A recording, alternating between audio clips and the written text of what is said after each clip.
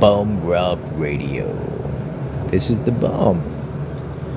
This is gonna be a new series of mine called The Bum Tells Tales. So, here we go. The sky above Kashyyyk was a tapestry of violence. To the eyes of 10-year-old Miri, the flashes of star destroyers exploding and the frantic streaks of X-Wing ion trails looked like falling stars. But to her father, Kalen, it was the sound of their death warrant. A stray turbo laser blast from an Imperial Arquentius-class command cruiser clipped their transport's stabilizer. The Wayfarer didn't just descend, it screamed. The descent into shadow. The crash sheared the wings off the ship, leaving the fuselage to tumble through kilometers of Warsher branches. By the time the metal carcass hit the forest floor, the sunlight was a memory. They were in the Shadowlands, the bottommost layer of the Kashyyyk ecosystem, a place where the Wookiees themselves only ventured when heavily armed and desperate.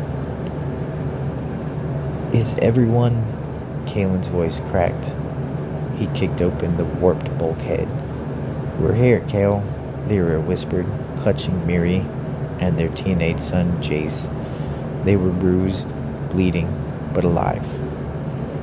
The silence of the forest was heavier than the crash. It wasn't a true silence. It was a rhythmic, wet thrumming of a billion insects and the distant guttural bellows of things that hadn't seen the sun in 1,000 years. The first night, the web weavers. They set up a perimeter using glowing debris of the engine. Kalen took the first watch with a snub-nosed blaster. Don't look up, he told them. Look at the fire. But Jace looked. High above, in the tangled mess of vines and massive roots, something white and sticky drifted down like snow. It wasn't snow. It was webweaver silk. It happened in a heartbeat. A chitinous leg, thick as a human torso, covered in barbed hairs, dropped from the gloom. Kalen didn't even have time to fire. A giant spider-kin snatched him, its mandibles clicking a rhythmic death knell. He was hoisted into the canopy with a snickering jerk. Dad! Jace lunged forward, but Lyra tackled him. They listened to the sounds from the dark above, the tearing of flight suit fabric, the crunch of bone, and then, most horrifyingly, the wet thud of Kalen's empty boots hitting the dirt. The forest had finished with the parts it didn't want. The second day, the lure.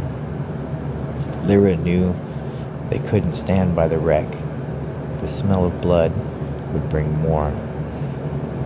We'll move toward the higher ground, she commanded, her voice trembling but firm. If we can climb high enough, we might find a Wookiee scouting party or a rebel signal. The Shadowlands are a labyrinth of deception. They came across the clearing filled with vibrant glowing flora, the siren plants. They emitted a pheromone that smelled like home, like baked bread and Naboo spice flowers. Hungry and delirious, Jace drifted toward a particularly large bulbous flower. Jace, wait! Lyra shouted. It was too late. The ground beneath Jace wasn't dirt. It was the camouflage maw leaf of a predatory fly trap. Giant leaves snapped shut like a steel trap, serrated edges locking together. Jace's muffled screams lasted only a minute before the plant's digestive enzymes began their work, and the clearing returned to its sweet, deceptive scent. The final hour, the deep dark. It was just Lyra and Miri now. They crawled through the hollow of a massive rotting log, the air thick with the spores of Kashyyyk flume fungus.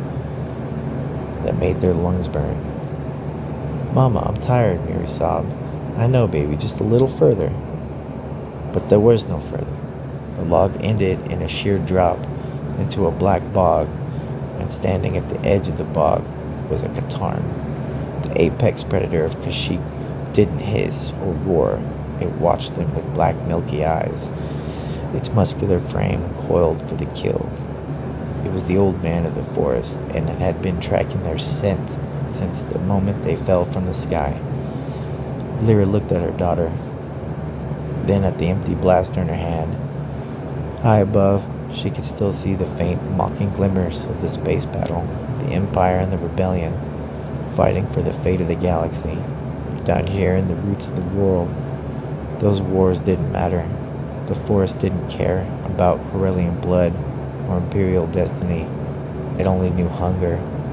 As the Katarn leaped, the last thing Mary saw wasn't a monster, but the beautiful, lethal green of a world that never intended for them to stay.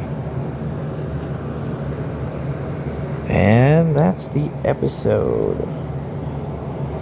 That's Bum Rock Radio. The Bum Tells Tales. That was a Star Wars fan fiction, a horror story. I hope you enjoyed it. Leave a like, give a comment, tell me what you think. How's my reading skills? Yeah. Give me a follow, a like, all that good stuff. Toodaloo!